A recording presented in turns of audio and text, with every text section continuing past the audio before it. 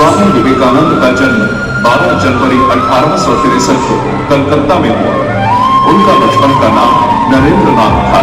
उनके पिता श्री विश्वनाथ दत्त कलकत्ता हाईकोर्ट के एक प्रसिद्ध वकील थे और उनकी माता श्रीमती भुवनेश्वरी देवी धार्मिक विचारों की महिला थी। उनका अधिकांश समय भगवान शिव की पूजा अर्चना में व्यतीत होता था।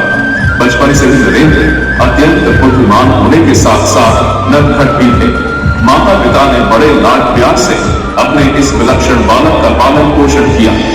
इसी बीच उन्हें अपने एक परिचित के घर स्वामी रामकृष्ण परमहंस के दर्शन करने का सौभाग्य प्राप्त हुआ। स्वामी रामकृष्ण से भी वे अक्सर यही पूछा करते थे, भगवान कहाँ है, कैसे हैं और उन्हें कैसे प्राप्त किया जा सकता है।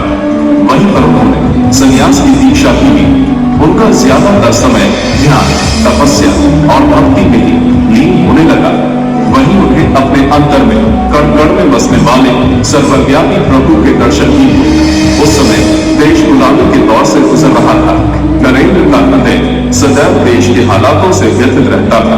नरेंद्र को देश के युवकों से बड़ी आशाएं थी और देश के युवा उन्हें बड़े आदर भाव से देखा करते थे। सन 1890 में नरेंद्र ने लंबी यात्राएं की। उन्होंने लगभग पूरे देश में भ्रमण किया।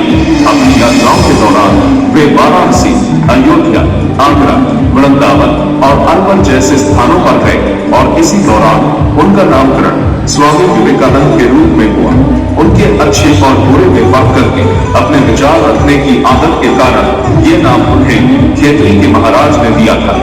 इस यात्रा के दौरान वे राजाओं के महल में रुके और गरीब लोगों के झोपड़ों में भी। इससे उन्हें भारत के विभिन्न क्षेत्रों और वहां निवास करने वाले लोगों के संबंध में पर्याप्त जानकारी मिली।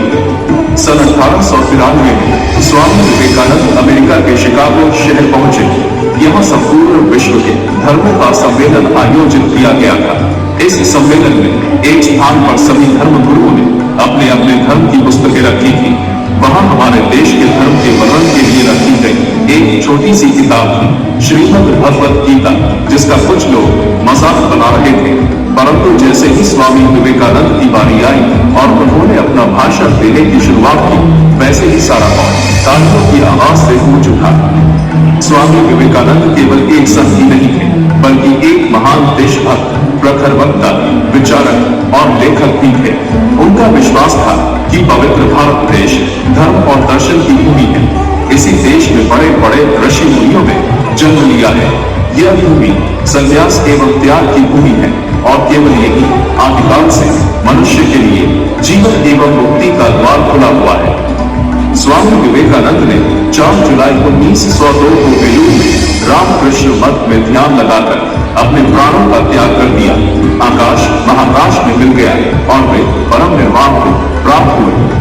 उनके शिष्यों ने उनकी स्मृति में वहां एक मंदिर भी बनवाया।